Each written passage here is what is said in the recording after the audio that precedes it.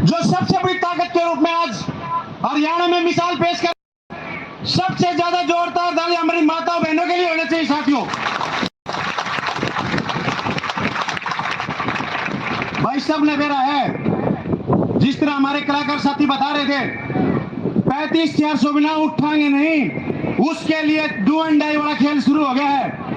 अभी तक हम सरकार के साथ में हर बातचीत का पैतरा अपनाया, हम लोगों को जैसे इन लोगों ने बोला हमने उसी तरह किया, लेकिन साथियों दूसरी मीटिंग तीसरी मीटिंग के बाद में मामला बिल्कुल आर पार का हो गया है। आपको डरना नहीं है, पूरे हरियाणा की आवाज चाहे पलवल से यमुनानगर की हो, सोनीपत से सिरसा तक की हो, साथियों ये जोश बनाए रखना, 100% हमारी जीत निश्चित है, कोई हमको नहीं हटा सकता। मैं साथियों से निवेदन करना चाहूंगा, अपनी आवाज इस तरह से बुलंद रखना, यदि कोई मीडिया का साथी या फिर कोई भी हमारा सरकारी कर्मचारी, चाहे वो ऑफिसर कैडर का हो, चाहे वो ओएसडी हो, कोई भी आपसे बात करे तो 35,400 का जस्टिफिकेशन हमें पता होना चाहिए, हम जायज है, सही है और 35,400 लेकर ही उठेंगे साथियों, ये जज्बा बनाए रखना आपने। आज आपकी तादाद ने साबित कर दिया, हिसार का जो टैंक छोटा पड़ रहा है, ये आवाज भिवानी और सोनीपत और रोहतक से भी आ रही है। आज का माहौल बिल्कुल चेंज हो गया है और बिना ही डरे सभी साथी, हमारी बहनें हमारे बीच में बैठी है और जब तक 35,400 की सरकार हाँ नहीं बढ़ती है साथियों, हमने बैठे रहना है, चाहे उसके लिए आर पार की लड़ाई लड़ने के लिए हमको कुछ भी करना पड़े साथियों। ये जोश आप लोग बना के रखोगे।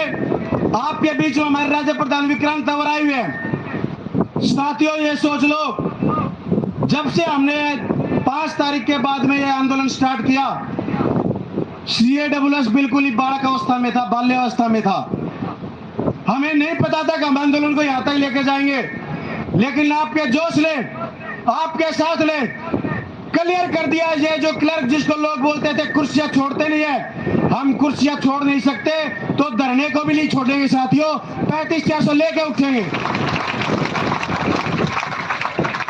आज पूरे हरियाणा में ओएसडी साहब माननीय जवाहर यादव जी ने जनता को हमारे अगेंस्ट में उठाने की जो अपील करी थी, उसका असर सरकार फिर कर रही है। हमने सरकार को निष्पक्ष तरीके से बता दिया है, जो बातें आप सुनना चाहते हैं हम जनता को वही दिखाना चाहते हैं साथियों। आपके बीच में एक पंपलेट आया हुआ है, मेरा सभी से निवेदन है, अपने रिश्तेदारों को बताइए, अपने भाईचारे में बताइए साथियों। 19,900 में लहनापन है तो बताने में क्या शर्म भाई, हम बताएंगे। हमको 19,900 में बंधुआ मजदूर की तरह यूज किया जा रहा है, सुबह 9 से लेकर 5 बजे तक, और साथियों रात को काम करते हैं कि नहीं करते आप बता दो, सारे काम करते हैं हम लोग, उसके बावजूद ही हरियाणा सरकार हमको जाति पर करने पे तुल रही है। आगे आप पड़े आप ही परेशान होकर के धरना उठा देंगे, लेकिन आज के धरने ने साबित कर दिया भाई साहब, हरियाणा सरकार से कितना जोर लगा ले, ओएसडी महोदय से कितनी अपनी स्टेटमेंट चेंज कर ले, 35,400 के अलावा आपका जो भी प्रतिनिधिमंडल अंदर जा रहा है वो बात करने पर बिल्कुल भी सहमत नहीं है, उससे नीचे हमें कुछ भी मंजूर नहीं साथियों। 21,700 की रही बात साथियों, आपने जोश दे रखा है, आप गर्मी सर्दी बारिश में यहाँ पे बैठे हो, आपकी आवाज ने हमको जो बुलंद कर रखा है, प्रतिनिधिमंडल जो भी अंदर जाता आपकी आवाज बन करके जाता साथियों, आपको झुकने नहीं देंगे। आप अपनी राज्य टीम को मत झुकने देना, 35,400 लेकर के रहेंगे, उसके लिए चाहे कुछ भी हो जाए साथियों, आर पार की लड़ाई लड़ेंगे अपने। मैं साथियों को और बता देना चाहता हूं भाई, आपके पास में सिर्फ 5 तारीख तक का शेड्यूल आया हुआ है, इसके बाद में जो शेड्यूल आपके पास में आऊंगा भाई घर भूल जाना अपना। जिस तरह से हमारा घर ने बता रखी है ना भाई 35,400 लेकर आवाएंगे, तो डेडली श्योर है, अपना माइंड सेट तैयार कर लेना, आपको डरना नहीं। जिस तरह हमारे कलाकार डरना रहे थे कर्मचारी सरकारी बंदे ओएसडी बढ़ करके, और हमारे कलाकार भाई जो हमारे मनोबल को बढ़ा रहे थे साथियों, हमारे पास 2-3 ऑप्शन बचे हैं।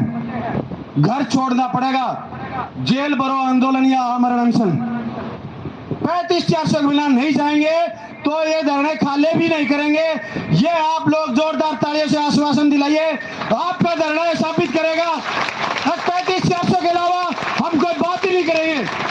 तो उसके लिए सरकार कुछ भी कर ले, हमारी आवाज आपकी आवाज रहेगी और 35-400 के ही प्रतिनिधिमंडल बात करेगा। साथियों, आपने मेरे को सुना, इसके लिए बहुत बहुत धन्यवाद। लिपि की एकता, लिपि की एकता 35-400, 35-400। जय हिंद साथियों। धन्यवाद साथी नेत्रपाल जी। आपने कहा अभी जेल भरनी पड़ेगी और भरना पड़ेगा। हिसार का इतिहास रहा, ये क्रांतिकारियों की भूमि रही है इतिहास, हिसार जिला। साथी अगर जेल भरने का काम अगर पड़ेगा तो सबसे पहले हिसार वाले आगे खड़े होंगे, पीछे नहीं होंगे। हम आपको यकीन, विश्वास और भरोसा दिलाते हैं। और एक बात आपने कही भी 18 तारीख को हमारा जो नया संगठन हुआ वो बाल्यावस्था में था।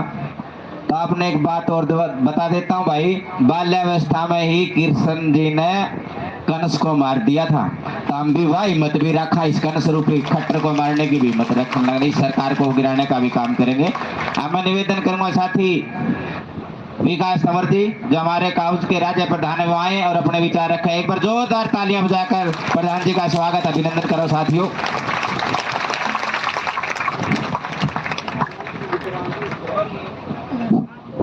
सबसे पहले आप सभी को नमस्कार।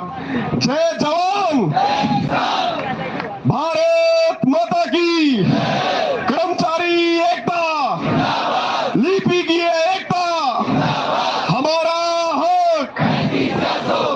साथियों, सरकार ने यही नीति बना रखी है आंदोलनों को खत्म करने की, उसे कुचलने की, कि समय इतना बढ़ा दो कि उनकी हिम्मतें टूटने लग जाएं। पहली नीति उनकी यही थी कि इसको लंबा खींचते हैं, लेकिन उस नीति में उन्होंने देखा कि कर्मचारी टूट नहीं रहे, कर्मचारी दब नहीं रहे, कर्मचारी डर नहीं रहे।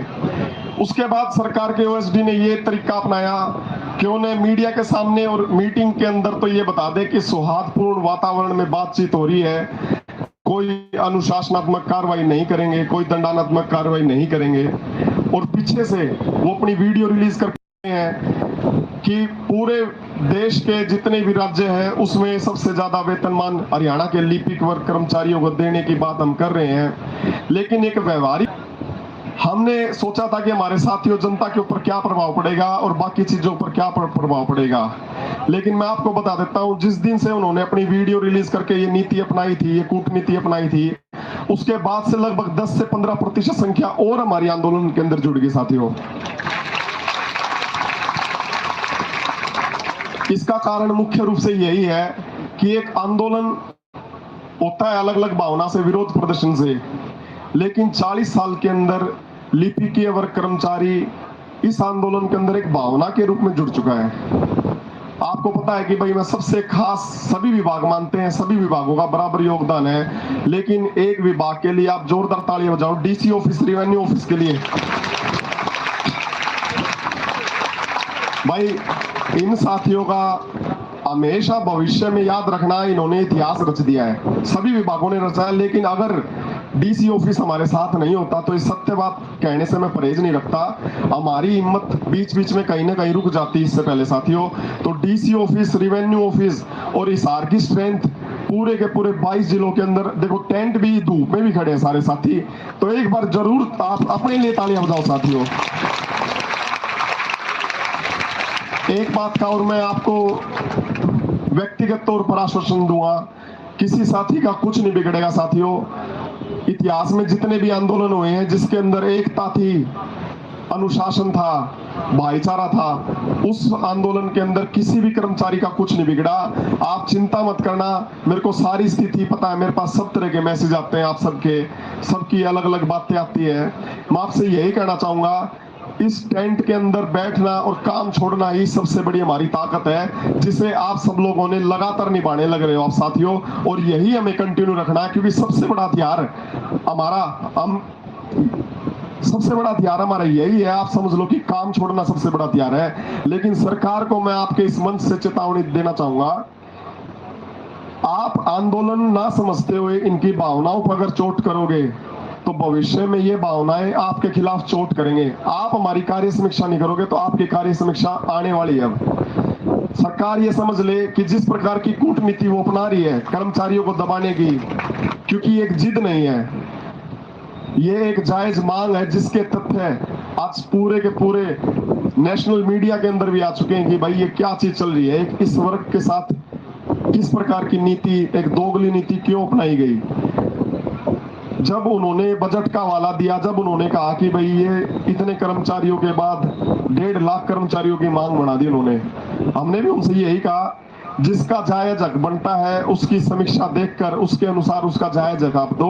हमें किसी भी पद से कोई भी तुलना नहीं है कि आपने उसको दे दिया। कुछ पदों के बारे में तो वो बोले कि हमने गलती होगी, हमने भी कहा ये गलती आप हमारे लिए कर दो, अगर उनके लिए गलती हुई तो हमारे लिए करने में क्या होता है। इस प्रकार की एक सबसे खास बात ये है कि आपकी मांग को वो नाजायज नहीं बता रहे, वो एक्सेप्ट कर रहे हैं कि बनता है। ये सबसे बड़ी जीत है साथियों। वो तो बस इस तरह से बातों को गुमराह कर रहे हैं कि भाई बजट दूसरों को देना पड़ेगा, आने वाला समय हमारे लिए मुश्किल समय है, आप ये चीजें वो चीजें। हमने भी कहा कि 2.5-3 साल से हम भी तो एक संवैधानिक तरीके से आपसे 5-10 मिनट का समय मांग रहे थे, लेकिन आपने सोचा कि भाई लिपि के वर्ग कर्मचारी जो आज तक कभी एक नहीं हुआ वो कभी भी एक नहीं होगा, और होगा तो हम हमारी नीति के द्वारा उसे तोड़ मरोड़ देंगे। किसी लेटर से डरने की जरूरत नहीं साथियों, एक साथ एकजुट रहे तो इनकी जेल भी छोटी पड़ेगी, इनकी सारी चीजें छोटी पड़ जाएगी। आप हिम्मत के साथ बैठे तो हो, एक साथ एकजुट बैठे रहो साथियों। जीत हमारी निश्चित है यार, बहुत निकट पहुंच चुके हैं हमारी मुहिम के। असली आंदोलन तीसरी मीटिंग के बाद शुरू हुआ था और समापन भी आप देख लेना आने वाली 1-2 मीटिंग के अंदर निश्चित रूप से हो जाएगा। हमारा सबसे बड़ा हथियार हमारा अनुशासन और ये जो एकजुटता है आप सभी साथियों की, यही है। मातृशक्ति, लिपिक एकता, भूख हड़ताल कर्मचारी, धन्यवाद साथियों।